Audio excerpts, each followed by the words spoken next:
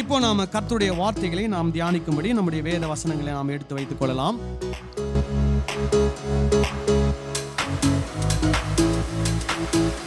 போன வாரத்திலே நாம கர்த்தருடைய சித்தம் அப்படின்ற தலைப்பிலே சில காரியங்களை குறிப்புகளை நாம் பார்த்தோம். இப்போ இயேசு கிறிஸ்து அவர் தன்னுடைய சீஷர்களை பார்த்து சொல்றாரு, யார் தேவனுடைய சித்தத்தை செய்கிறார்களோ அவர்களே என்னுடைய தாயும் தகப்பனும் சகோதரனும் சகோதரியுமாய் இருக்கிறார்கள் அப்படின்னு சொல்றார். அப்போ நம்முடைய வாழ்க்கையிலே தேவன் அவருடைய சித்தத்தை வெளிப்படுத்த விரும்புகிறார். அவருடைய சித்தம் அவருடைய வார்த்தையின் மூலமாக நமக்கு என்ன பண்ணப்பட்டிருக்கிறது? வெளிப்படுத்தப்பட்டிருக்கிறது. அப்போ அவருடைய வார்த்தையை நாம் ஏற்றுக்கொண்டு அவருடைய வார்த்தையை நம்முடைய வாழ்க்கையில செயல்படுத்தும் போது நாம் தேவனுடைய சித்தத்தை இந்த பூமியில் என்ன பண்ணுகிறோம்? நிறைவேற்றுகிறவர்களாய் இருக்கிறோம். ஹல்லேலூயா. அப்போ நம்ம என்ன பார்த்தோம் அப்படின்னா, தேவனுடைய சித்தம் என்ன? அந்த இடத்துல இயேசு அந்த வீட்டுக்குள்ள எல்லாரையும் கூப்பிட்டு உட்கார வச்சு என்ன பண்றாரு? அவர்களுக்கு தன்னுடைய போதனையை என்ன பண்றாரு? கற்றுக் கொடுக்கிறார்.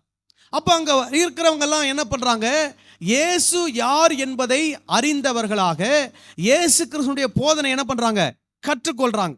அப்போ அதுதான் தேவ சித்தம். இயேசுவை யார் என்று என்ன பண்ணியிருக்கணும்? அறிந்திருக்க வேண்டும். இயேசு கிறிஸ்துடைய போதனை என்ன பண்ண வேண்டும்? கற்றுக்கொள்ள வேண்டும். இதுதான் தேவ சித்தம். முதலாவது. இரண்டாவது, பவுலை குறித்து நாம் பார்த்தோம். பவுல் என்ன சொல்றாரு? நான் தேவ சித்தத்தை என்ன பண்ணணும்? நிறைவேற்றணும் அப்படின்றார். அப்படின்னா என்ன? அவர் எதற்காக அழைக்கப்பட்டார்? எதற்காக அனுப்பப்பட்டார்? அவர் அப்போஸ்தலனாக அழைக்கப்பட்டு என்ன பண்ணப்பட்டார்? அனுப்பப்பட்டார். அப்போ அவருடைய வேலை என்ன? இயேசுவிடத்தில் கற்றுக்கொண்டதை மற்றவர்களுக்கு என்ன பண்ண வேண்டும்? கற்றுக் கொடுக்க வேண்டும். அதுதான் தேவ சித்தம். அப்போ நாம் திருச்சபையிலே கற்றுக்கொள்ளுகிறதை, பைபிள் ஸ்டடி மூலமாய் கற்றுக்கொள்ளுகிறதை, சனிக்கிழமையில் நடக்கிற ஜெபத்தில் கற்றுக்கொள்ளுகிறதை மற்றவர்களுக்கு கற்றுக் கொடுக்கிறோமா? அப்போ நாம் கற்றுக்கொள்ளுகிறதை மற்றவர்களுக்கு கற்றுக் கொடுப்போமானால் நாம் தேவ சித்தத்தை என்ன பண்ணுகிறோம்? செய்கிறோம் என்ற அர்த்தம். ஆமென் சொல்லலாமா? ஹல்லேலூயா. அப்புறம் மூணாவது ஒன்று பார்த்தோம். என்ன பார்த்தோம்? நம்முடைய உள்ளத்தில் என்ன உண்டாக வேண்டும்? மாற்றம் உண்டாக வேண்டும். அதாவது நம்முடைய சுபாவத்தில் மாற்றம், நம்முடைய சிந்தையில் மாற்றம், நம்முடைய பேச்சில் மாற்றம், நம்முடைய செயல்பாடுகளில் என்ன வர வேண்டும்? மாற்றம் வர வேண்டும். எப்படிப்பட்ட மாற்றம்? நல்ல மாற்றம்.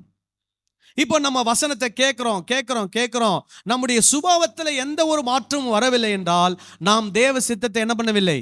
செய்யவில்லை என்ற அர்த்தம். நாம வசனத்தை கேட்க நம்முடைய சுபாவம் மாறுகிறது, நம்முடைய எண்ணங்கள் மாறுகிறது, நம்முடைய சிந்தைகள் மாறுகிறது, நம்முடைய செயல்கள் மாறுகிறது என்றால் நாம் தேவ சித்தத்தை என்ன பண்றோம்? செய்கிறோம் என்ற அர்த்தம். சிலர் சொல்வாங்க, என்னுடைய சுபாவம் அப்படிதாங்க, நான் பிறந்ததுலேருந்தே அப்படிதாங்க, நான் மாறவே மாட்டேன் அப்படின்னு நீங்க சொன்னீங்கன்னா நீங்க தேவ சித்தத்தை என்ன பண்ணல? செய்யலன்னு அர்த்தம். தேவ சித்தத்தை நீங்க செய்றீங்கன்னா உங்க சுபாவத்துல, உங்கள் செயல்பாட்டில் என்ன வரணும்? மாற்றங்கள் வர வேண்டும். ஆமென் சொல்லலாமா? ஹல்லேலூயா. இது நான் நிறைய உதாரணங்கள் சொல்ல முடியும். இதை நான் உதாரணம் சொன்னா அடுத்த பாயிண்ட்டுக்கு என்னால் என்ன பண்ண முடியாது? போக முடியாது. சரி, மூணாவது இதுல நான் என்ன சொன்னேன்? மாற்றம் வரணும் அப்படின்னு நம்ம சொல்லும்போது சில நேரங்களில் அது நமக்கு என்ன வரும்? மனசுக்கு கஷ்டத்தை கொடுக்கும், வேதனை கொடுக்கும். இப்போ நம்ம பிள்ளைங்களை படின்னு சொல்றோம். அப்போ அது அவங்களுக்கு எப்படி இருக்கும்? சொல்லுங்க. கஷ்டமா இருக்கும். ஆனா அந்த கஷ்டத்தின் மத்தியிலையும் அவங்க படிச்சாங்கன்னா அது அவங்களுக்கு என்ன கொண்டு வரும்? எதிர்காலத்துல சந்தோஷத்தையும் ஆசீர்வாதத்தையும் உயர்வையும் அது என்ன பண்ணும்? கொண்டு வரும். அப்போ படின்னு பெற்றோர் சொல்றது மனசு கஷ்டமா இருந்தாலும் அது அவங்களுக்கு ஃபியூச்சருக்கு என்னவா இருக்குது? ஆசீர்வாதமாக இருக்கிறது. அது போலதான் வேத வசனத்தை போதகர்கள் கற்றுக் கொடுக்கும் போது சிலது நமக்கு சந்தோஷத்தை கொடுக்கும், சிலது நமக்கு என்ன கொடுக்கும்? மனசுக்கு வேதனையும் துக்கத்தையும் கொடுக்கும். ஆனா அந்த வேதனை துக்கத்தை அது நமக்கு கொடுத்தாலும் நாம் மனம் திரும்பும் போது அது நம்முடைய எதிர்காலத்திலே அது நமக்கு என்ன கொடுக்கிறது? ஆசீர்வாதத்தையும் சந்தோஷத்தையும் நன்மையும் அது நமக்கு என்ன பண்ணுகிறது? கொடுக்கிறது. ஆமென் சொல்லலாமா? ஹல்லேலூயா. இப்போ அடுத்த பாயிண்ட்டுக்கு போறோம். தேவ சித்தத்தை குறித்த ஒரு காரியம். 2 கொரிந்தியர் 8ஆம் அதிகாரம் 1-5 வசனங்களை நாம் வாசிக்கலாம். 2 கொரிந்தியர் 8:1-5. அன்றியும் சகோதரரே, இன்றியும் சகோதரரே, மக்கெதேனியா நாட்டு சபைகளுக்கு மக்கதேனியா நாட்டு சபைகளுக்கு தேவன் அளித்த கிருபையை ஆ, உங்களுக்கு அறிவிக்கிறோம். சோ மக்கதோனியா நாட்டு சபையில ஆண்டவர் என்ன பண்ணியிருக்கிறாராம், அவங்களுக்கு ஒரு கிருபையை அளித்திருக்கிறார். அந்த கிருபையை குறித்து உங்களுக்கு நான் சொல்ல விரும்புகிறேன் அப்படின்னு பவுல் சொல்றார். இப்போ மக்கதோனியா நாட்டு சபை மக்களை குறித்து கொருந்து பட்டணத்தில் இருக்கக்கூடிய மக்களுக்கு அவர்களை குறித்து என்ன பண்றாரு பவுல் எடுத்துக்காட்டாக சொல்லுகிறார். என்ன சொல்லுகிறார் பாருங்க. அவர்கள் மிகுந்த உபத்திரவத்தினால். என்ன உபத்திரவம்? மிகுந்த உபத்திரம். அப்போ அந்த மக்கதோனியாவில் இருக்கக்கூடிய மக்களுக்கு என்ன வந்தது? மிகுந்த உபத்திரம் வந்தது. அப்புறம் சோதிக்கப்படுகையில் அவர்கள் அந்த உபத்திரவத்திலே சோதிக்கப்படுகிறார்கள். கொடிய தரித்திரம் உடையவர்களாயிருந்து. உபத்திரவத்துல அவங்களுக்கு என்ன வந்துருச்சு? கொடிய தரித்திரம். சாதாரண தரித்திரம் அல்ல, மிகுந்த உபத்திரவம், கொடிய தரித்திரம். அப்புறம் தங்கள் பரிபூர்ண சந்தோஷத்தினாலே. பாருங்க, தங்கள் பரிபூரண சந்தோஷத்தினாலே மிகுந்த உதாரத்துவமா என்ன பண்ணாங்களாம்? கொடுத்தார்கள். பாருங்க அவங்களுடைய சூழ்நிலை எப்படி இருக்குது? மிகுந்த உபத்திரவம், கொடிய தரித்திரம். ஆனால் அவங்களுடைய உள்ளத்துல இருந்த சந்தோஷம் எப்படி இருக்குதா? பரிபூரண சந்தோஷம். பரிபூரண சந்தோஷம்னா என்ன? அந்த சந்தோஷத்துல கொஞ்சம் கூட என்ன இல்லை, குறையே இல்லை. அவ்வளவு பரிபூர்ணமான சந்தோஷம். எந்த சந்தோஷம் அப்படின்னா, கொடுக்கிற விஷயத்துல அவங்களுக்கு சந்தோஷம். என்ன, எப்படி கொடுக்குறாங்களாம்? மிகுந்த உதாரத்துவமா என்ன பண்ணாங்களாம்? கொடுத்தார்கள். சோ இப்போ பாருங்க, ஒரு சபையார் என்ன பண்ணுகிறார்கள்? கொடுக்கிறார்கள். எப்படி கொடுக்கிறார்கள் அப்படின்னா, பூரணமான சந்தோஷத்தோட மிகுந்த உதாரத்துவத்தோட என்ன பண்ணுகிறாங்களாம்? கொடுக்கிறாங்க. உதாரத்துவம் அப்படின்னா ஜெனராசிட்டி அப்படின்னு சொல்லுவாங்க. அதாவது கொடுக்கிற விஷயத்துல தாராளமான மனப்பான்மை. அதாவது சில கொடுக்கிற விஷயத்துல சிலர் கஞ்சத்தனம் பண்ணுவாங்க. அந்த மாதிரி எண்ணம் இல்லை. இது என்னன்னா தாராளமான ஒரு மனப்பான்மையோடு இவங்க என்ன பண்றாங்களாம்? கொடுக்குறாங்களாம். ஆனா அவங்களுடைய சூழ்நிலை எப்படி இருக்குது அப்படின்னா, தரித்திரம் இருக்குது. அவங்க சூழ்நிலை எப்படி இருக்குது அப்படின்னா, உபத்திரம் இருக்குது. ஆனா அதன் மத்தியிலும் இவங்க என்ன பண்றாங்களாம்? தாராளமாய் கொடுக்கிறார்கள். சரி, அப்புறம் பாருங்க, மேலும் அவர்கள் தங்கள் திராணிக்கு தக்கதாகவும் அவங்களால எவ்வளவு முடியுமோ அதை என்ன பண்றாங்களாம்? கொடுக்கிறார்கள். அதுக்கப்புறம் தங்கள் திராணிக்கு மிஞ்சியும் என்ன பண்ணுகிறாங்களாம்? கொடுக்க தாங்களே மனதுள்ளவர்களாய் இருந்தார்கள் என்பதற்கு நான் சாட்சியாய் இருக்கிறேன். அதாவது இந்த ஜனங்களை பவுலை சேர்ந்த யாரோ அவங்கள என்ன பண்ணலன்னா கட்டாயப்படுத்தல. அவங்கள என்ன பண்ணல? கொடுக்க வைக்கல. இதுக்கு அவங்களே என்ன பண்ணியிருக்காங்களாம்? முன் வந்தாங்களாம். அதாவது திராணிக்கு தக்கதாக கொடுத்தவங்க சிலர் இருக்கிறாங்க, திராணிக்கு மிஞ்சி கொடுத்தவங்க இருக்கிறாங்க. ஆனா இது ரெண்டுத்தையுமே அவங்களுடைய விருப்பத்தின்படி அவங்க என்ன பண்ணியிருக்கிறாங்க? செய்திருக்கிறாங்க. இதை யாருமே என்ன பண்ணல? கட்டாயப்படுத்தல. இதை யாருமே அவங்களை என்ன பண்ணல? வற்புறுத்தல. இப்போ கொடுக்க வைப்பதுல சில டெக்னிக் இருக்குது. எப்படின்னா, ஒன்று என்ன பண்ணுவாங்கன்னா ஆசை காட்டி கொடுக்க வைப்பாங்க. ரெண்டாவது என்ன பண்ணுவாங்கன்னா பயமூர்த்தி கொடுக்க வைப்பாங்க. இப்போ இந்த ரெண்டு காரியமும் சில இடங்கள்ல என்ன பண்ணிக்கிட்டு தான் இருக்குது, நடந்து கொண்டு இருக்கிறது. மக்களை என்ன பண்ணுவது? ஆசையை தூண்டி விட்டு அவங்களுக்கு கொடுக்க வைப்பது. இன்னொன்று, மக்களை பயமூர்த்தி ஒரு விதமான பயத்தை ஏற்படுத்தி மக்களை என்ன பண்ணுவது? கொடுக்க வைப்பது. இப்போ பவுலுடைய சூழ்நிலையில அவங்க இதை ரெண்டுத்தையுமே பவுல் செய்யவில்லை. ஆனால் அந்த சபை மக்கள் எப்படி செய்யறாங்கன்னா, தானாகவே முன் வந்து தானாகவே விருப்பப்பட்டு தாங்களே தங்களுடைய உள்ளத்துல தீர்மானித்து தங்களுடைய திராணிக்கு தக்கதாக கொடுக்கிறார்கள். தாங்களாகவே தங்களுடைய உள்ளத்துல தீர்மானித்து தங்கள் திராணிக்கு மேலாகவும் என்ன பண்ணுகிறார்கள்? கொடுக்கிறார்கள். சரிங்களா? அப்புறம் தங்கள் உபகாரத்தையும் பரிசுத்தவான்களுக்கு செய்யப்படும் தர்ம ஊழியத்தின் பங்கையும் நாங்கள் ஏற்றுக்கொள்ளும்படி அவர்கள் எங்களை மிகவும் வேண்டிக் கொண்டார்கள். எப்படியா? அவங்க செய்கிற உபகாரத்தை பவுலோடு கூட இருக்கிறவர்களும் என்ன பண்ணணுமா? ஏற்றுக்கொள்ள வேண்டும். அப்புறம் பரிசுத்தவான்களுக்கு அவர்கள் செய்கிற உபகாரத்தை பவுலும் மற்றவர்களும் என்ன பண்ண வேண்டும்? ஏற்றுக்கொள்ள வேண்டும் என்று அவர்கள் மிகவும் என்ன பண்ணார்களாம்? வேண்டிக் கொண்டார்கள். என்ன சொல்றாங்க பவுல்கிட்ட? ஐயா, நாங்க உங்களுக்கு செய்கிற உபகாரத்தை தயவு செய்து என்ன பண்ணுங்க, ஏத்துக்கொள்ளுங்க. நாங்க மற்ற பரிசுத்தவான்களுக்கு செய்கிற உபகாரத்தை தயவா என்ன பண்ணுங்க, ஏற்றுக்கொள்ளுங்க. வேண்டான்னு மட்டும் என்ன பண்ணிடாதீங்க, சொல்லிடாதீங்கன்னு அவங்க சொல்றாங்க. இத பவுல் யாருக்கு சொல்றாரு? இந்த விஷயத்தை பத்தி கொருந்து பட்டணத்துல இருக்கிறவங்களுக்கு சொல்றார். ஏன் சொல்றாருன்னா, கொருந்து பட்டணத்துல இருக்கிறவங்களுக்கு சொல்றாரு. என்ன சொல்றாருன்னா, எருசலேமில் இருக்கக்கூடிய சபை மக்கள் கஷ்டத்தில் இருக்கிறார்கள், அவர்களுக்கு உங்களால் முடிந்த உதவிகளை என்ன பண்ணுங்க, செய்யுங்கன்னு அவங்களுக்கு வேண்டுகோள் வைக்கிறாரு. அந்த வேண்டுகோளை வைத்து அந்த கொருந்து பட்டணத்தில் இருக்கக்கூடிய மக்களை உற்சாகப்படுத்துவதற்காக இந்த மக்கதோனியா சபையை பத்தி என்ன பண்றாரு, ஒரு உதாரணமா சொல்றார். சரி, கடைசியா வாசிப்போம் தொடர்ந்து. மேலும் நாங்கள் நினைத்தபடி மாத்திரம் கொடாமல் தேவனுடைய சித்தத்தினாலே முன்பு தங்களை தாமே கர்த்தருக்கும் பின்பு எங்களுக்கும் என்ன பண்ணாங்களாம், ஒப்பு கொடுத்தார்கள். சோ முதல்ல நாங்க நினைச்சதுக்கு மேலே என்ன பண்றாங்க, கொடுக்கறாங்க. அவங்கள கர்த்தருக்கு ஒப்பு கொடுக்கறாங்க. அதுக்கப்புறம் எங்களுக்கு என்ன பண்றாங்க, அவங்கள ஒப்பு கொடுக்கறாங்க. அதாவது ஒப்பு கொடுக்குறாங்க அப்படின்னு சொல்லும்போது அவர் எப்படி சொல்றாரு, கர்த்தருக்கு காரியங்கள், கர்த்தருக்கு உரிய காரியங்களுக்கும் கொடுக்கிறார்கள், எங்களுக்கும் அவர்கள் என்ன பண்ணுகிறார்கள், கொடுக்கிறார்கள். அப்போ திருச்சபை என்ன? திருச்சபை எருசலேமில் இருக்கக்கூடிய திருச்சபை. திருச்சபையில் இருக்கக்கூடிய மக்களுக்கு ஒரு பண நெருக்கடி, ஒரு பொருளாதார நெருக்கடி. இந்த நெருக்கடியை சமாளிப்பதற்கு கொருந்து பட்டணத்தில் இருக்கக்கூடிய சபை மக்களுக்கு பவுல் ஒரு வேண்டுகோள் வைக்கிறார்.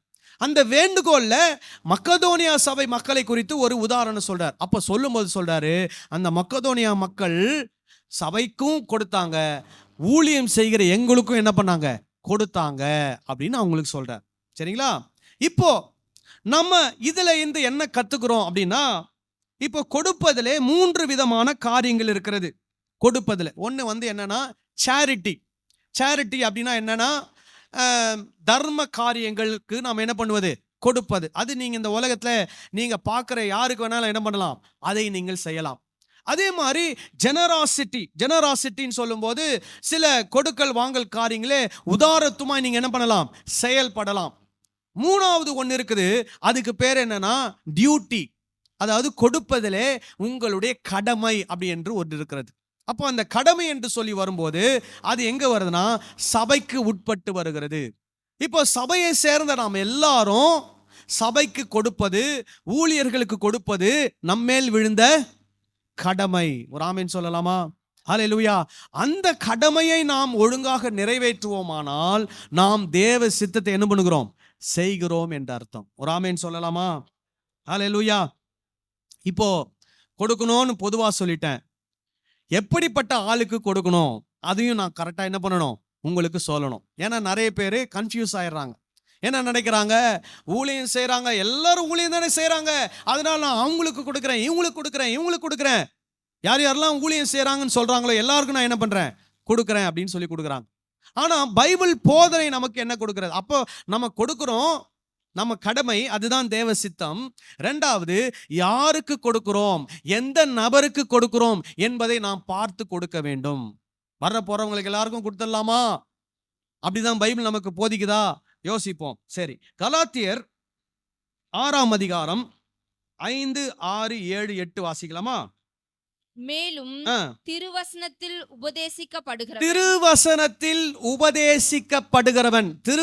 உபதேசிக்கப்படுகிறவன் யாரு சொல்லுங்க? சபை மக்கள். ஓகேவா? சபை மக்களுக்கு தான் என்ன படுகிறது, உபதேசிக்கப்படுகிறது. அப்போ திருச்சபையில் உபதேசிக்கிறவர்களுக்கு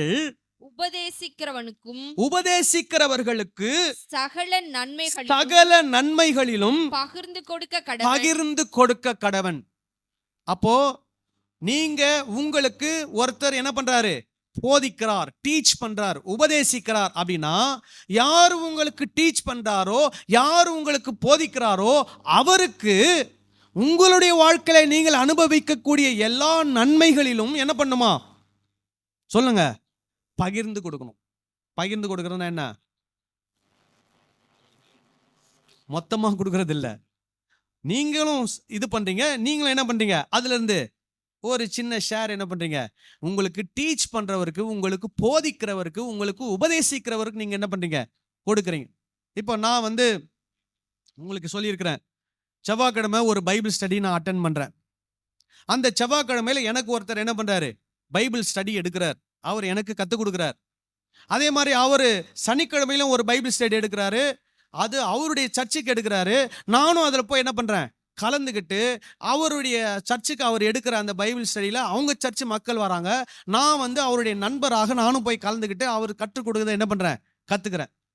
இப்படி அவர்கிட்ட இருந்து நான் கத்துக்கிறதுனால, அவர் எனக்கு உபதேசம் பண்றதுனால, நான் அவருக்கு என்ன பண்றேன், என்னுடைய நன்மையிலிருந்து அவருக்கு நான் என்ன பண்றேன், எனக்கு கிடைக்கிற நன்மையிலிருந்து அவருக்கு ஒரு ஷேர் என்ன பண்றேன், நான் அவருக்கு கொடுக்குறேன்.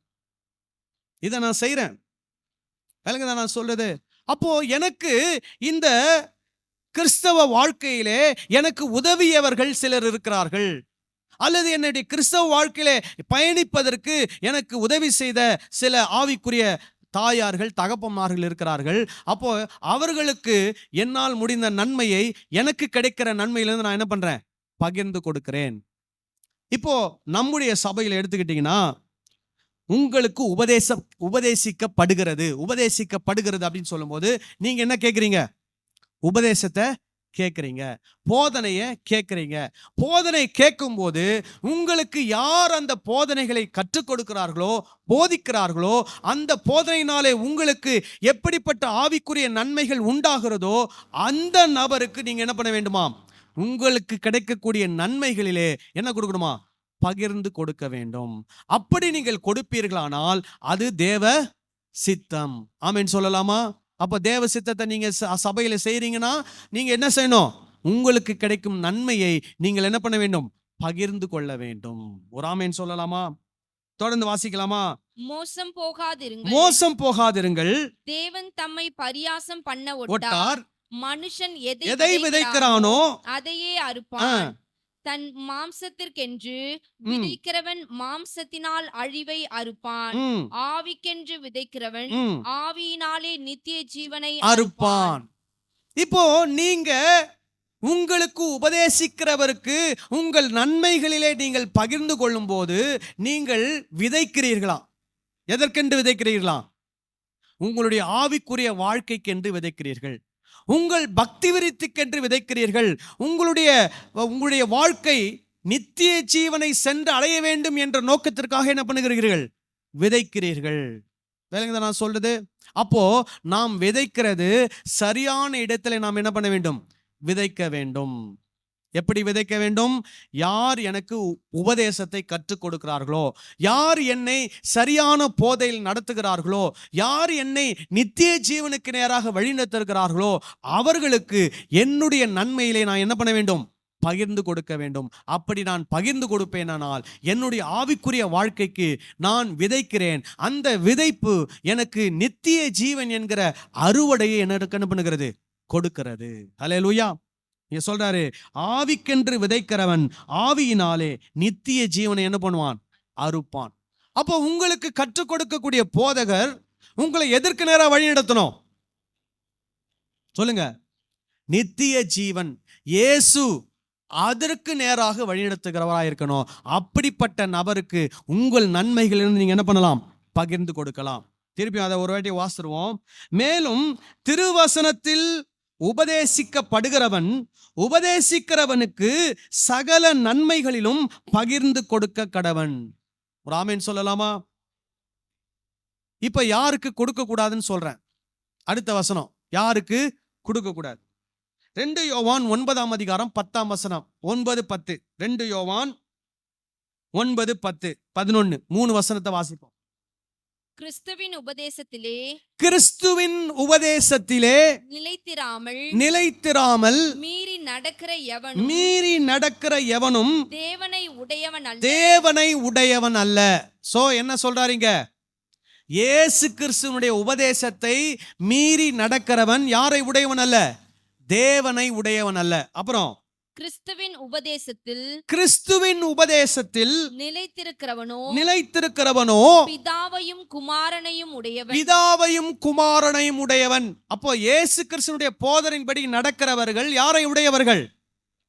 பிதாவையும் குமாரனையும் உடையவர்கள். அப்புறம் ஒருவன் உங்களிடத்தில் வந்து ஒருவன் உங்களிடத்தில் வந்து இந்த உபதேசத்தை கொண்டு வராமல் இருந்தால் இந்த உபதேசத்தை கொண்டு வராமல் இருந்தால், சோ உங்ககிட்ட ஒருத்தர் வருவாராம், அவர் எதை கொண்டு வர மாட்டாரு? கிறிஸ்துவின் போதனையை கொண்டு வர மாட்டார், கிறிஸ்துவின் உபதேசத்தை கொண்டு வர மாட்டார். ஓகேங்களா? அப்படிப்பட்டவர்களை அவனை உங்கள் வீட்டிலே ஏற்றுக்கொள்ளாமல் என்ன பண்ணக்கூடாதான்? வீட்டிலேயே சேர்க்கக்கூடாதுன்னு சொல்றார். ஏன் வீடுன்னு சொல்றாரு அப்படின்னு யோசித்தீங்கன்னா, ஆதியில சபை எங்க நடந்தது? வீடுகள் தோறும் நடந்தது. அப்படின்னா முதல் பாயிண்ட் அவர் சொல்றது என்ன? சபையில அவங்கள அப்படிப்பட்டவங்களை என்ன பண்ணாத? சேர்த்து கொள்ளாத. யார்? எப்படிப்பட்டவங்கள? கிறிஸ்துவின் உபதேசத்தை போதிக்காதவர்களை சபையில் என்ன பண்ணாத? ஏற்றுக்கொள்ளாத. சரி, முதல்ல சபை. ரெண்டாவது, நம்ம எல்லாரும் இந்த சபைக்கு வந்தாலும் நம்முடைய வீடு ஒன்று இருக்குது, அந்த வீட்லையும் நம்ம என்ன பண்ணக்கூடாது? கிறிஸ்துவின் உபதேசத்தை போதிக்காதவர்களை என்ன பண்ணக்கூடாது? வீட்டில் ஏற்றுக்கொள்ளக்கூடாது. அப்புறம் அவனுக்கு வாழ்த்துதல் சொல்லக்கூடாது. வாழ்த்துதல்னா என்ன? பிரைஸ் தி லார்ட் நம்ம சொல்றோம். அந்த காலத்துல சமாதானம், ஷாலோம் அப்படின்னு சொல்லுவாங்க. அப்படின்னா என்ன அர்த்தம்னா, உங்களை என்னுடைய வீட்டிலே நான் ஏற்றுக்கொள்கிறேன், நீங்கள் எங்கள் வீட்டுக்குள் வருவதற்கு எங்களுக்கு ரொம்ப சந்தோஷம், நாங்கள் உங்களோடு என்ன பண்றோம்? ஐக்கியப்பட விரும்புகிறோம் என்ற அர்த்தம். ஷாலோம், வாழ்த்துதல் சொல்றதுன்னா அதுதான் அர்த்தம். நீங்க எங்க வீட்டுக்கு வாங்க, நாங்க உங்க கூட என்ன பண்ண விரும்புறோம்? ஐக்கியப்பட விரும்புகிறோம். நம்ம ஒன்னா சொல்லி ஒரே குடும்பத்தை சேர்ந்தவர்களாக இருக்கலாம் அப்படின்னு அவங்க சொல்றாங்கன்னு அர்த்தம். சரிங்களா? அடுத்தது பாருங்க. அவனுக்கு வாழ்த்துதல் சொல்லுகிறவன் அப்படின்னா என்ன? அவனை ஏற்றுக்கொண்டு அவனோடு ஐக்கியப்பட விரும்புகிறவன். அவனுடைய துர்க்கிரியைகளுக்கும் அவர் என்ன துர்க்கிரியை செய்தாரு? என்ன துர்க்கிரியை செய்தாரு? கிறிஸ்துவினுடைய உபதேசத்தை போதிக்காததுதான் அவர் செய்கிற பெரிய துர்க்கிரியை. கிறிஸ்துவனுடைய உபதேசத்தை அவர் போதிக்கவில்லை என்றால் அவருடைய வாழ்க்கையே எப்படிதான் இருக்கும்? தவறான வாழ்க்கையா தான் இருக்கும். அவருடைய போதனை சரியில்லைன்னா அவங்க வாழ்க்கையே என்னல்ல, சரியில்லைன்னு தான் அர்த்தம். நான் சொல்றது விளங்குதா உங்களுக்கு? அப்போ நீங்க கிறிஸ்துவின் உபதேசத்தை போதிக்காத ஒருத்தருக்கு வாழ்த்துதல் சொல்லி அவரோடு ஐக்கியப்பட விரும்பினால் நீங்க என்ன பண்றீங்களா? அவருடைய துர்க்கிரியைகளுக்கு என்ன பண்றீங்களா? பங்குள்ளவனாய் இருக்கிறீர்கள். அப்போ இப்படி கிறிஸ்துவனுடைய உபதேசத்தை போதிக்காதவருக்கு உங்களுடைய நன்மையில நீங்க பகிர்ந்து கொடுத்தால் நீங்க எதோட உடன்படுறீங்க? சொல்லுங்க. அவருடைய துர்க்கிரியைகளுக்கும் நீங்க என்ன பண்றீங்க? உடன்படுறீங்க. அவர் செய்யக்கூடிய எல்லா விதமான அநியாயங்கள், அக்கிரமங்களுக்கும் நீங்க என்ன பண்றீங்க? உடந்தையா இருக்கிறீங்க. அப்படின்னா என்ன? நீங்க கொஞ்சம் நன்மைகளை அவர்களுக்கு செஞ்சு இன்னும் நீங்க செய்யற துர்க்கிரியைகளை என்ன செய்யுங்க?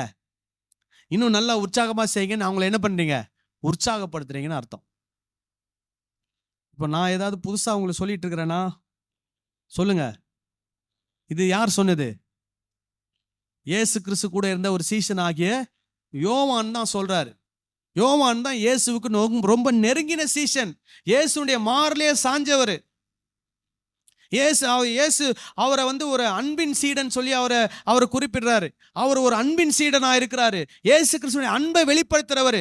அவர் எல்லார்ட்டையும் அன்பாருங்கன்னு கத்துக் கொடுக்குறவர். அந்த அன்பாயிருங்கன்னு கத்துக் கொடுக்கறதான்னு சொல்றாரு.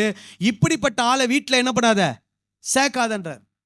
இப்போ நம்ம அன்பா இருக்கணும்னு நமக்கு வசனம் கற்றுக் கொடுத்தா நம்ம என்ன பண்றோம்னா போற வர எல்லார் மேலேயும் எப்படி இருக்கிறோம்? அன்பா இருக்கிறோம். ஒருத்தர் பிரைஸ் தி லார்ட் சிஸ்டர் சொன்ன உடனே அவர் மேல என்ன வந்துடுது? அன்பு வந்துடுது. சோத்ரமான்னு சொன்னா உடனே அவர் மேல என்ன வந்துடுது? அன்பு வந்துடுது. என்னென்னத்தையோ போதிக்கிறாருனாலும் அவர் மேல என்ன வந்துடுது? அன்பு வந்துடுது. ஏன்னா ஆண்டவர் என்ன சொல்லியிருக்கிறாராம்? அன்பாயிருங்கள்னு சொல்லியிருக்கிறார். இப்படி யோவான் அன்பாயிருங்கள் போதிச்சவர் தான் சொல்றாரு, கிறிஸ்துவின் உபதேசத்தை கொண்டு வராதவங்களை வீட்டில் என்ன பண்ணாத? சேர்க்காத. சபையில என்ன பண்ணாத? சேர்க்காத. இப்போ சபையில சேர்க்காத, வீட்டில் சேர்க்காத அப்படின்றதுக்கும் அன்பு கூறாதுன்றதுக்கும் சம்பந்தம் கிடையாது. நீங்க அவங்க மேல அன்பா இருங்க, ஆனா எங்க சேர்க்கக்கூடாது? வீட்டில் சேர்க்கக்கூடாது. நீங்க அவங்க மேல அன்பா இருங்க, ஆனா சபையில் அவங்களை என்ன பண்ண முடியாது? சேர்த்துக்கொள்ள முடியாது. ஏன்னா அவங்களுடைய உபதேசம் என்ன உபதேசம் கிடையாது? கிறிஸ்துவின் உபதேசம் கிடையாது. கிறிஸ்துவுடைய உபதேசத்தை போதிக்கிறவர்களை தான் எங்க ஏற்றுக்கொள்ள வேண்டும்? சபையில் ஏற்றுக்கொள்ள வேண்டும், வீட்டில் ஏற்றுக்கொள்ள வேண்டும். அப்படிப்பட்ட உபதேசத்தை போதிக்கிறவர்களுக்கு தான் நம்முடைய நன்மைகளிலே என்ன பண்ண வேண்டும்? பகிர்ந்து கொடுக்க வேண்டும். அப்போதான் அவங்களுடைய நற்கிரியைகளிலே நாமும் என்ன பண்ணுகிறோம்? பங்கு பெறுகிறோம். அப்படி இல்லை என்றால் அவர்களுடைய துர்க்கிரியைகளில் நாம் என்ன பண்ணுகிறோம்? பங்கு பெறுகிறோம். அந்த துர்க்கிரியைகளை செய்வதற்கு நாம் நம்முடைய நன்மைகளை கொடுத்து அவர்களை இன்னும் என்ன பண்றோம்? துர்க்கிரியைகளை செய்வதற்கு உற்சாகப்படுத்துகிறோம் என்று அர்த்தம். அப்போ நாம் தேவ பிள்ளைகளாக, இயேசுவுடைய சீஷர்களாக அவருடைய சித்தத்தை நிறைவேற்ற வேண்டும். ஒரு சபையில் இருக்கக்கூடிய ஒரு அங்கத்தினராக நம்முடைய கடமையை நாம் என்ன பண்ண வேண்டும்? நிறைவேற்ற வேண்டும். ஆனா அதுல கரெக்டா நம்ம அதை நிறைவேற்றணும். எப்படி நிறைவேற்றணும்? யாருக்கு நாம் உற்சாகமாய் கொடுக்க வேண்டும், யாருக்கு நம்முடைய நன்மைகளை பகிர்ந்து கொள்ள வேண்டும், யாருக்கு நம்முடைய நன்மைகளை பகிர்ந்து கொள்ள முடியாது என்பதை நாம் என்ன பண்ண வேண்டும்? யோசித்து வசனத்தின் அடிப்படையில் என்ன பண்ண வேண்டும்? தீர்மானித்து செயல்பட வேண்டும். அப்போ நாம் கர்த்தருடைய சித்தத்தை என்ன பண்ணுகிறோம்? செய்கிறோம் என்று அர்த்தம். ஆமென் சொல்லலாமா? அடுத்தது முக்கியமான ஒன்று. இதுல தான் நிறைய பேர் என்ன ஆயிடுவாங்கன்னா ஸ்டக் ஆயிடுவாங்க. திருமண வாழ்க்கையிலே கர்த்தருடைய சித்தம் என்ன? இதை கண்டுபிடிக்கிறது தான் நிறைய பேருக்கு என்னது பெரிய ஒரு பிரச்சனையாக இருக்கும். திருமண வாழ்க்கையிலே கர்த்தருடைய சித்தத்தை நான் எப்படி கண்டுகொள்வது? சிலர் எப்படி கண்டுக்கிறாங்க? நான் ஏற்கனவே சொல்லியிருப்பேன் ஒரு காமெடியா. அதாவது என்னை மாப்பிள்ளை பார்க்க வராரு, மாப்பிள்ளை பிரவுன் கலர் சட்டை போட்டு வந்தார்னா அதுதான் என்னது? தேவ சித்தம். அவர் பிரவுன் கலர் சட்டை போடலன்னா அது என்ன கிடையாது? தேவ சித்தம் கிடையாது. இப்படிலாம் தேவ சித்தத்தை என்ன பண்ண முடியாது? திருமண வாழ்க்கையில கண்டுபிடிக்க முடியாது. இல்லைன்னா கர்த்தர் எனக்கு ஒரு தரிசனம் காட்டுவார், எனக்கு ஒரு சொப்பனம் காட்டுவார், அந்த மாதிரி காட்டினார்னா அதுதான் என்னது? தேவ சித்தம். சிலர்லாம் சொல்லி இருக்கிறாங்க, இந்த மாதிரி எனக்கு ஒரு கனவு வந்தது, இந்த மாதிரி கர்த்தர் எனக்கு ஒன்று காட்டினாரு. ஒரு சிலருக்கு நடந்திருக்கலாம், அதை நான் குறையா சொல்லலை. ஆனா அதை வைத்து நாம் தேவ சித்தம் என்று என்ன பண்ண முடியாது? முடிவு செய்ய முடியாது. விளங்குதான் நான் சொல்றது? ஒருத்தர் ஒரு சர்ச்சில் என்ன பண்றாரு? ஊழியம் செய்ய வரார். அப்போ அவருக்கு என்ன ஆகலை? கல்யாணம் ஆகலை. அப்போ அந்த சபையில் அவர் என்ன பண்றாருன்னா ஊழியம் செய்யும் போது முடிந்த உடனே அந்த சபை மக்களுக்கெல்லாம் ஜெபம் பண்றார். அப்போ அந்த சபையில ரொம்ப அழகான ஒரு பொண்ணு ஒன்று இருக்கு. அந்த சபையில அந்த பொண்ணும் என்ன பண்ண வருதுன்னா ஜெபம் பண்ண வருது. அப்போ இவர் என்ன பண்றாரு? ஜெபம் பண்றாரு. அந்த பொண்ணு தலையில கை வச்சு ஜெபம் பண்றாரு. என்ன சொல்லி ஜெபம் பண்றாருன்னா, மகளே, உனக்கு கர்த்தர் இந்த இடத்திலே ஒரு ஏற்ற துணை என்ன பண்ணியிருக்கிறார்? வைத்திருக்கிறார். உனக்கு கர்த்தர் ஒரு ஊழியக்காரரை என்ன பண்ண போறார்? துணையாக கொடுக்க போறார். யார் அந்த ஊழியக்காரரு? அவர் தான். ஏன்னா அவருக்கு அந்த பொண்ணு அழகா இருக்குது, அவருக்கு பிடிச்சிருச்சு. அதனால அந்த பொண்ணுக்கு என்ன தீர்க்க தரிசனம் சொல்றாருன்னா, ஒரு ஊழியக்காரர் தான் உனக்கு என்ன பண்ணுவார்? கொடுப்பார். இப்போ அவருடைய பெயர் ஜோசப்னு வச்சுக்கோங்க, ஜோசப் ராஜ்னு வச்சுங்க. அவர் சொல்றாரு, உன்னுடைய கணவருடைய பெயர் ஜேவில் ஆரம்பிக்கும் அப்படின்னு சொல்றாரு. உனக்கு வாழ்க்கை துணையை கொடுக்கிறாரு ஆண்டவர், அவருடைய பெயர் எதில் ஆரம்பிக்குமா? ஜேல ஆரம்பிக்கும். இந்த மாதிரிலாம் தீர்க்க தரிசனம் சொல்லி முடிச்சிடறார். முடிச்ச உடனே அந்த சகோதரி சொல்றாங்க, ஐயா எனக்கு கல்யாணம் ஆகி 5 வருஷம் ஆகுது. எனக்கு கல்யாணம் ஆகி எத்தனை வருஷம் ஆகுது? 5 வருஷம் ஆகுதுன்னு அவங்க சொல்றாங்க. ஸோ இவர் என்ன பண்ணிட்டாரு? இவருடைய உள்ளத்துல வரக்கூடிய ஆசையை என்ன பண்ணிட்டாரு? தீர்க்க தரிசனமா சொல்லிட்டாரு. இவர் நினைச்சிட்டாரு அந்த பொண்ணு தான் கர்த்தர் நமக்கு காட்டுற ஒரு பொண்ணுன்னு இவர் நினைச்சுக்கிட்டு கண்மூடித்தனமாக ஒரு காரியத்தை செய்து விட்டார். ஸோ இந்த மாதிரிலாம் நிறைய இடங்கள்ல நடக்கும். ஒரு வீட்டில் என்ன நடந்திருக்குன்னா, ஒருத்தர் வழக்கமாக அந்த வீடை கிராஸ் பண்ணி போவாங்க. அங்கே ஒரு பொண்ணு இருக்கும். உடனே இவங்க என்ன நினச்சிட்டாங்க, அங்கே ஒரு பொண்ணு இருக்குது, நம்ம பையனுக்கு என்ன பண்ணுவோம், அந்த பொண்ணை கேட்போம்னு சொல்லிட்டு அவங்க வீட்டில் போகிறாங்க. ஒருத்தர் வராரு, ஒரு ஆம்பளை ஒருத்தர் வராரு. வந்த உடனே சொல்கிறாங்க, உங்கள் வீட்டில் ஒரு பொண்ணு இருக்குது, நாங்கள் பார்த்தோம், என் பையனுக்கு உங்கள் பொண்ணை கொடுப்பீங்களான்னு கேட்குறாங்க. உடனே அவர் சொல்றாரு, அது என் பொண்ணு இல்லையா, அது என் பொண்டாட்டின்றாரு. புரியுது நான் சொல்றது? ஸோ இந்த மாதிரி நிறைய பேர் அவங்களாகவே சில காரியங்களை கற்பனை செய்து கொண்டு அவங்க என்ன நினைக்கிறாங்கன்னா, இது தேவ சித்தமாக இருக்கலாம், அது தேவ சித்தமாக இருக்கலாம், இது தேவ சித்தமாக இருந்தால் எப்படி, அது தேவ சித்தமாக இருந்தால் எப்படி என்று சொல்லி திருமண வாழ்க்கையில தவறான முடிவுகளை என்ன பண்றாங்க? எடுத்து விடுகிறார்கள். சரி, இப்ப திருமண வாழ்க்கையில தேவ சித்தத்தை கண்டுபிடிப்பது என்ன அப்படின்னு முதல்ல நம்ம யோசிக்கணும். இப்போ நம்ம எல்லாரும் திருமண வாழ்க்கை என்று வரும்போது நம்ம என்ன நினைக்கிறோம்னா, திருமணத்தில் இணைய போறவங்களும் சரி, அவங்களுடைய பெற்றோரும் சரி என்ன நினைக்கிறாங்கன்னா, என்னுடைய வாழ்க்கையில தேவ சித்தம் என்ன ஆகணும், நிறைவேற வேண்டும் என்று நாம் நினைக்கிறோம். சரிங்களா? என்ன நினைக்கிறோம்? என்ன நினைக்கிறோம்? தேவ சித்தம் நிறைவேற வேண்டும் என்று நினைக்கிறோம். ஒரு பக்கம் தேவ சித்தத்தை வச்சிடறோம், இன்னொரு பக்கம் என்ன வச்சிடறோம்? என்ன வச்சிடறோம்? என்ன வச்சிடறோம்? இப்போ இதுதான் தேவ சித்தம்னு வச்சுக்கோங்க. இந்த தேவ சித்தத்து பக்கத்தில் ஒன்று கொண்டு வந்து வச்சிடறோம். இப்போ எது பெருசா இருக்குது? எது பெருசா இருக்குது? தண்ணி பாட்டில் பெருசா இருக்கு. இது பக்கத்தில் வைக்கிறது என்ன தெரியுமா? நம்முடைய லிஸ்ட், நம்முடைய சித்தம், நம்முடைய விருப்பம். அதை தேவ சித்தத்தோட பக்கத்தில் என்ன பண்ணிடுறோம்? பெரிய லிஸ்டா போட்டு வச்சிடறோம். அப்போ பெரிய லிஸ்ட் இங்க இருக்கும்போது நமக்கு எதுதான் கண்ணுக்கு தெரியுது? பெரிய லிஸ்ட் தான் கண்ணுக்கு தெரியுது. எது தெரிய மாட்டுது? இந்த சின்ன லிஸ்ட் தெரிய மாட்டுது. சரி, இப்போ இந்த முதல்ல அந்த சின்ன லிஸ்ட்ல இருக்குது என்னன்னு சொல்லிடுறேன், அதுக்கப்புறமா பெரிய லிஸ்ட்டை பத்தி நம்ம பார்ப்போம்.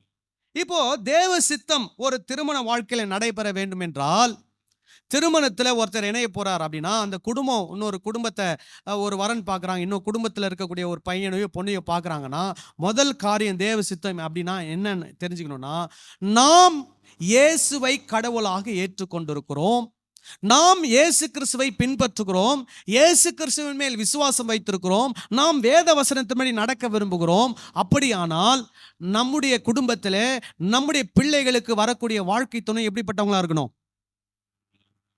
எப்படிப்பட்டவங்களா இருக்கணும்? அதே விசுவாசத்தில் உள்ளவர்களா இருக்கணும். அதுதான் முதல்ல என்னது? தேவ சித்தம். இன்னைக்கு சில குடும்பங்களை என்ன பண்றாங்கன்னா, பெண் பிள்ளைகளுக்கு கல்யாணம் ஆகல, பையன்களுக்கு கல்யாணம் ஆகலன்னு சொல்லிட்டு உடனே அவங்க சொந்தக்காரங்க சில ஆலோசனை கொடுக்குறாங்க. என்ன ஆலோசனை கொடுக்குறாங்க? நம்ம சொந்தத்திலேயே ஒரு இந்து மாப்பிள்ளையை பார்த்து என்ன பண்ணிடுவோம்? கல்யாணம் பண்ணிடுவோம். நம்முடைய சொந்தத்திலேயே ஒரு இந்து பொண்ணை பார்த்து என்ன பண்ணிடுவோம்? கல்யாணம் பண்ணிடுவோம்னு ஐடியாலாம் கொடுக்குறாங்க. அப்போ அப்படி ஒரு ஐடியா பண்ணி ஒருத்தர் போய் கல்யாணம் பண்றாருன்னா, அவருடைய இது என்னது? தேவ சித்தமா இல்லை அவங்களுடைய சித்தமா? அவங்களுடைய சித்தம். அங்க என்ன நடக்கல? தேவ சித்தம் நடக்கவில்லை. அப்போ தேவ சித்தம் ஒருத்தருடைய வாழ்க்கையில நடக்கணும்னா, நாம் எப்படி இயேசுவை விசுவாசித்து அவருடைய கட்டளையின்படி நடக்க நம்மை நாம் ஒப்பு கொடுத்துருக்கிறோமோ, அதே போல ஒரு வாழ்க்கை துணை என்ன பண்ணணும்? கண்டுபிடிக்கணும். அதே போல ஒரு குடும்பத்தை நம்முடைய குடும்பத்தோடு இணைப்பதற்கு நாம் என்ன பண்ண வேண்டும்? முயற்சிகளை எடுக்க வேண்டும். அப்படி இல்லாத பட்சத்தில் மற்றவைகளை என்ன பண்ணிடலாம்? தவிர்த்து விடலாம். ஒரு ஆமேன் சொல்லலாமா? இப்போ குடும்பம் அப்படின்னு வரும்போது, குடும்பம் எப்படிப்பட்ட குடும்பமா இருக்குன்னு நம்ம பார்க்கணும். எப்படிப்பட்ட குடும்பம்? இப்போ குடும்பம்னு சொல்லி வரும்போது, அவங்க தேவ பக்தி உள்ள ஒரு குடும்பமா? அதாவது இன்னைக்கு நம்ம கிறிஸ்தவ குடும்பம்னு நம்ம பார்க்குறோம். நாம இவங்களும் சர்ச்சுக்கு போறோம், அவங்களும் சர்ச்சுக்கு போறாங்க அப்படின்னு நம்ம நினைக்கிறோம். இப்ப சர்ச்சுக்கு போற எல்லாரும் தேவ பக்தி உள்ளவங்களா? சர்ச்சுக்கு போற எல்லாரும் அன்பா செயல்படுறவங்களா? சர்ச்சுக்கு போற எல்லாரும் இரக்க குணம் உள்ளவங்களா? நல்ல குடும்பமா அந்த குடும்பம்? சர்ச்சுக்கு தான் போறாங்க, ஆனா சர்ச்சுக்கு போற குடும்பத்திலே ரொம்ப மோசமான நிலையில இருக்கிற குடும்பங்களும் இருக்க தான் செய்றாங்க. அதனால ஜஸ்ட் சர்ச்சுக்கு போயிட்டாங்க அப்படின்றது முதல் பாயிண்ட்ல வந்தாலும், ஏதோ சர்ச்சுக்கு போறாங்கன்றதை வச்சு நம்ம என்ன பண்ண முடியாது? முடிவு பண்ண முடியாது. அவங்க எப்படி சர்ச்சுக்கு போனாலும், எப்படி வசனத்தின்படி அவங்க என்ன பண்றாங்க? வாழ்க்கையை நடத்துறாங்க. அவங்களுடைய உள்ளம் எப்படிப்பட்ட உள்ளமா இருக்கிறது, அவங்களுடைய சிந்தனைகள் எப்படிப்பட்டதா இருக்கிறது, இதெல்லாம் நம்ம என்ன பண்ணணும்? கண்டுபிடிக்கணும். எப்படி கண்டுபிடிக்கிறது? பேச்சு கொடுத்து தான் கண்டுபிடிக்க முடியும். அல்லது அக்கத்துல இருக்கிறவங்க கிட்ட போய் விசாரிக்கிறது மூலமா என்ன பண்ண முடியும்? கண்டுபிடிக்க முடியும். அந்த சபையில் இருக்கிற மக்கள் கிட்ட விசாரிக்கிறது மூலம் கண்டுபிடிக்கலாம். அந்த சபையினுடைய போதகர்கிட்ட விசாரிக்கிறது மூலம் என்ன பண்ணலாம்? கண்டுபிடிக்கலாம். அப்போ ஒரு கிறிஸ்தவ குடும்பம் முதல்ல, ரெண்டாவது அந்த குடும்பமும் எப்படிப்பட்ட குடும்பமா இருக்கணும்? தெய்வ பக்தி உள்ள ஒரு குடும்பம், விசுவாசத்தில் உறுதியான ஒரு குடும்பம், அன்புள்ள குடும்பம், சமாதானமான ஒரு குடும்பம், இரக்கமுள்ள ஒரு குடும்பம், நல்ல குணாதிசயங்கள் உள்ள ஒரு குடும்பமான நம்ம என்ன பண்ணணும்? அதை சோதித்து அறிய வேண்டும். ஒரு ஆமேன் சொல்லலாமா? சத்தம்லாம் ரொம்ப கம்மியா வர்ற மாதிரி இருக்குது. பசி எடுக்குதா எல்லாருக்கும்? சரி, அடுத்தது, அதாவது சிலர்லாம் என்கிட்ட சொல்லுவாங்க, ஏன் மகள் வந்து சபையில பாட்டுலாம் நடத்துவா, ரொம்ப ஆவிக்குரிய பிள்ளை அப்படின்னு சொல்லுவாங்க. பாட்டு நடத்துறவங்க எல்லாரும் ஆவிக்குரியவங்க நம்ம சொல்ல முடியாது. எல்லாரும் ஒரு சிலர் தான் எப்படி இருப்பாங்க, நல்ல குணத்தோட இருப்பாங்க, ஒரு சிலர்லாம் வித்தியாசமா இருப்பாங்க. அதனால் இதெல்லாம் வச்சு நம்ம என்ன பண்ண முடியாது, நம்ம அதை வச்சு ஒரு டெசிஷன் என்ன பண்ண முடியாது, எடுக்க முடியாது. அவங்க வாசிக்கட்டும், பாட்டு பாடட்டும், சர்ச்சில் இன்வால்மெண்ட் காட்டட்டும், எல்லாம் பண்ணட்டும், ஆனால் அவங்களுடைய குணம் எப்படிப்பட்ட குணம், ஓகேங்களா? அதை நம்ம கண்டுபிடிக்கணும். சரி, அடுத்தது ஃபைனான்ஸ், பொருளாதாரம். அது ரொம்ப ரொம்ப முக்கியமான ஒன்று. இப்போ இந்த பொருளாதாரம் அப்படின்னு சொல்லி நம்ம பார்க்கும்போது, நம்முடைய குடும்பம் ஒரு பொருளாதார நிலையில இருக்கும். நம்முடைய குடும்பத்துக்கு ஈக்குவலா ஒரு பொருளாதார நிலையில் இருக்கிறவங்கள நம்ம என்ன பண்ணலாம், தேர்வு செய்யலாம். அல்லது நம்முடைய பொருளாதாரத்துக்கு கொஞ்சம் மேலே இருக்கிறவங்களையும் நம்ம என்ன பண்ணலாம், தேர்வு செய்யலாம். அதை நம்ம என்ன பண்ணணும், ஒரு முக்கியமான காரியமாய் பார்க்கணும். இதுல வந்து நிறைய பேர் தவறுவது என்ன அப்படின்னா, பொருளாதாரத்தில் ரொம்ப நலிந்தவங்கள நம்ம திருமணம் பண்ணிக்கலாம், அவங்க நமக்கு என்ன ஆயிடுவாங்க, குடும்பத்துக்கு செட் ஆயிடுவாங்க அப்படின்லாம் நினைக்கிறாங்க. அதனால நிறைய என்ன ஆகுது, பிரச்சனைகள், நிறைய குழப்பங்கள், நிறைய கருத்து வேறுபாடுகள் என்ன ஆகுது, உருவாகுது. அதுல பொருளாதாரம் அப்படின்னு சொல்லி வரும்போது முக்கியமா நம்ம பார்க்க வேண்டிய ஒரு விஷயம் என்னன்னா, குறிப்பாக அந்த மாப்பிள்ளையை பார்க்குறவங்க எப்படி பார்க்கணும்னா, அவரு என்ன மாதிரியான வேலை செய்கிறார். சில குடும்பங்கள்ல என்ன பண்றாங்கன்னா, வேலை இல்லாதவர் ஏதோ ஒரு இடத்துல வேலை செய்யற மாதிரி ஒரு பொய்யான காரியத்தை என்ன பண்றாங்க, கற்பித்து, அவர் மாசத்துக்கு இவ்வளவு சம்பாதிக்கிறார், அவ்வளவு சம்பாதிக்கிறான்னு சொல்லி ஏமாத்தி என்ன பண்ணிடுறாங்க, கல்யாணம் பண்ணி வச்சிடறாங்க. ஆனா கல்யாணம் ஆனதுக்கு அப்புறம் தான் என்ன ஆகுது, உண்மைகள்லாம் வெளியே வரும்போது அங்க மறுபடியும் என்ன வருது, ஒரு கருத்து வேறுபாடு வருகிறது. இப்போ நீங்க சில நேரங்களில் பார்த்தீங்கன்னா, அந்த குடும்பத்துல அந்த பையன் மட்டும்தான் வேலை செய்வார், அவங்க அப்பா வேலை செய்ய மாட்டார், அவங்க அம்மா வேலை செய்ய மாட்டாங்க, கூட பிறந்த தம்பிங்க வேலை செய்ய மாட்டாங்க. எல்லாரும் யாரை நம்பி இருப்பாங்க, ஒருத்தருடைய சம்பளத்தை நம்பி இருப்பாங்க. அப்பவும் என்ன பிரச்சனை வரும், இதே பொருளாதார பிரச்சனைகள் வரும். அதையும் நம்ம என்ன பண்ணணும், கண்டறிந்து உணர்ந்து புரிந்து நாம் என்ன பண்ண வேண்டும், சில முடிவுகளை நாம் எடுக்க வேண்டும். அப்போ பொருளாதாரம் என்பது, வேலை என்பது, சம்பளம் என்பது, அது குடும்பத்திற்கு மிக மிக முக்கியமான ஒன்றாக இருக்கிறது. அதுக்காக சிலர் என்ன பண்ணுவாங்கன்னா, ரொம்ப ஓவர் இமேஜினேஷன் போயிடுவாங்க. என்ன போயிடுவாங்கன்னா, நான் பார்க்குற மாப்பிள்ளைக்கு சொந்தமாக 4 வீடு இருக்கணும், அவருக்கு 10 ஏக்கரில் நிலம் இருக்கணும், அவருக்கு கார் இருக்கணும், அது இருக்கணும், இது இருக்கணும், அப்படிலாம் யோசிப்பாங்க. அதெல்லாம் ரொம்ப ஓவர் இமேஜினேஷன். நம்ம என்ன சொல்ல வரோம்னா, நம்முடைய குடும்ப பொருளாதார நிலை எப்படிப்பட்டதாக இருக்கிறதோ அதற்கு சமமாக நம்ம என்ன பண்ணலாம், ஒரு நபரை நாம் என்ன பண்ணலாம், கண்டுபிடிக்க முயற்சி எடுக்கலாம். சில நேரத்தில் அது சக்ஸஸ்ஃபுல்லாக வரலாம், சில நேரத்தில் எதுனாகலாம், அந்த விஷயம் மட்டும் கொஞ்சம் ஏற்ற இறக்கத்தில் இருக்கலாம். அது அந்த குடும்பத்தை பொறுத்து அது அட்ஜஸ்ட் ஆகிடும்னா அது என்ன ஆகிடும், அட்ஜஸ்ட் ஆகிடும். சில குடும்பம் அதில் என்ன ஆகவே மாட்டாங்க, அட்ஜஸ்ட் ஆகவே மாட்டாங்க. மூன்றாவது, படிப்பு. இன்னைக்கு இருக்க சூழ்நிலையில நம்ம எல்லாரும் நம்முடைய பிள்ளைகளை என்ன பண்றோம், நன்றாக படிக்க வைக்கிறோம். அப்போ நன்றாக படித்தவருக்கு அவரை விட குறைவாக படித்தவர்களை நாம் பொருத்தமாக என்ன பண்ண முடியாது, பார்க்க முடியாது. அப்போ நல்லா படிச்சிருக்கிறாங்கன்னா அதுக்கு ஏற்ற மாதிரி படித்த ஒரு துணையை நாம் என்ன பண்ணணும், தேர்ந்தெடுக்க நாம் முயற்சி செய்ய வேண்டும். ஸோ ஒன்று என்ன பண்ணலாம், இப்போ உதாரணத்துக்கு மாப்பிள்ளைகள் பெண்ணை விட கொஞ்சம் அதிகமாக படித்தவங்களாக இருக்கலாம், அதில் பிரச்சனை கிடையாது. ஆனால் மாப்பிள்ளை பார்க்கும்போது பெண்ணை விட குறைவாய் படித்தவரை பார்ப்போமானால் அதில் என்ன வரலாம், ஃபியூச்சரில் கருத்து வேறுபாடுகள் ஏற்படலாம். சிலர் நல்லவங்களா இருப்பாங்க, அதை ஒரு பெரிய இதுவாகவே எடுத்துக்க மாட்டாங்க. ஆனால் சிலர் வந்து அதை என்னவா எடுத்துப்பாங்க, இன்ஃபீரியாரிட்டி காம்ப்ளெக்ஸாக எடுத்துக்குவாங்க. மனைவி எதை சொன்னாலும் எது வந்து நிற்கும், படிப்பு வந்து நிற்கும். இவ ரொம்ப படிச்சுட்டா, அதனால தான் எப்போ பார்த்தாலும் எனக்கு என்ன சொல்லிட்டு இருக்கிறா, அட்வைஸ் சொல்லிட்டு இருக்கிறா அப்படின்ற மாதிரி நினைச்சுக்குவாங்க. அதனால அந்த குடும்பத்தை பொறுத்து நம்ம என்ன பண்ணலாம், அந்த காரியத்தை நாம் தேர்வு செய்யலாம். அடுத்தது, பிடிச்சிருக்கணும்.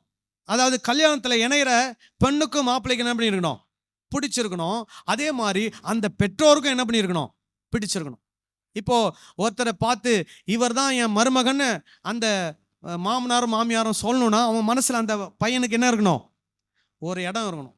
அப்போ அவங்களால என்ன சொல்ல முடியும், போற இடத்துல நான் இவர் தான் என் மருமகன், இவர் தான் என் மருமகன் தைரியமா சொல்ல முடியும். அந்த பிடிப்பு பெற்றோருக்குள் வர வேண்டும்.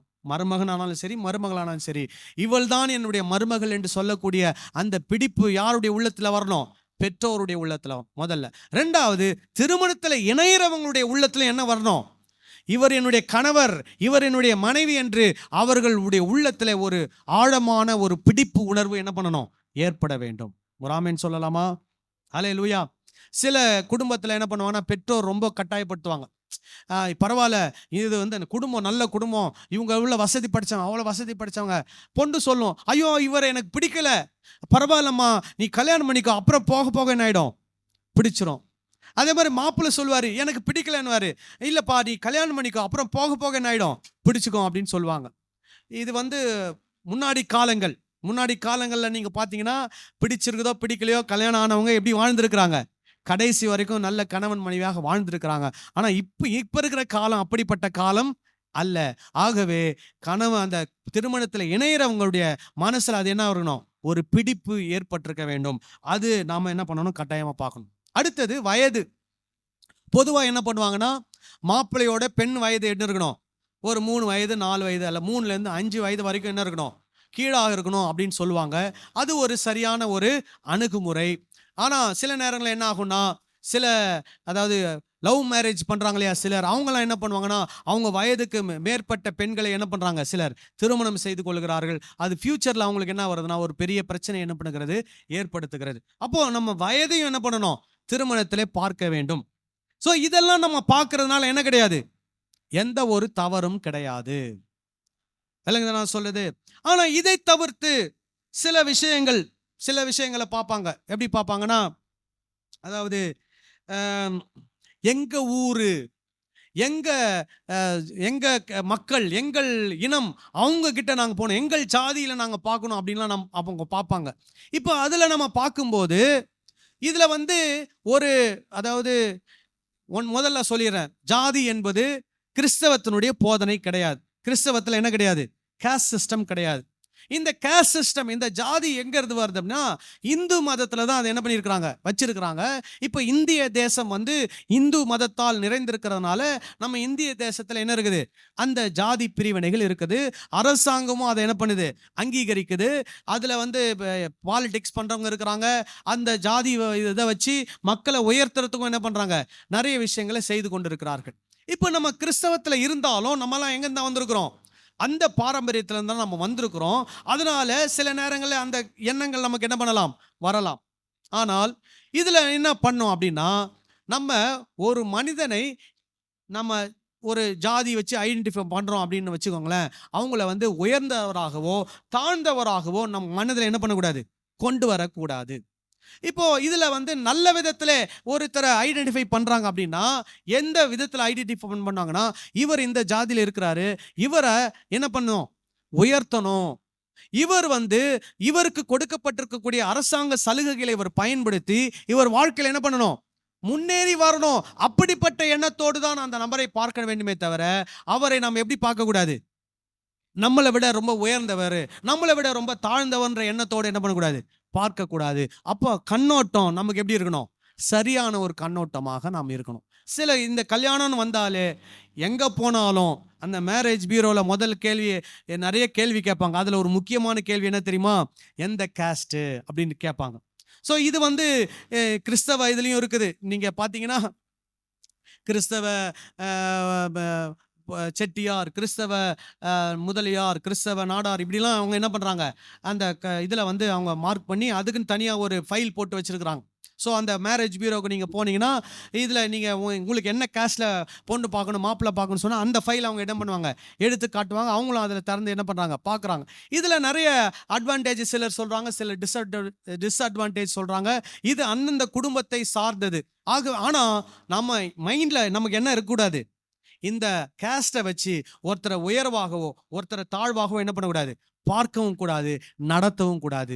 அது நம்ம மைண்ட்ல என்ன பண்ணணும், ஆழமாக பதிந்திருக்க வேண்டும்.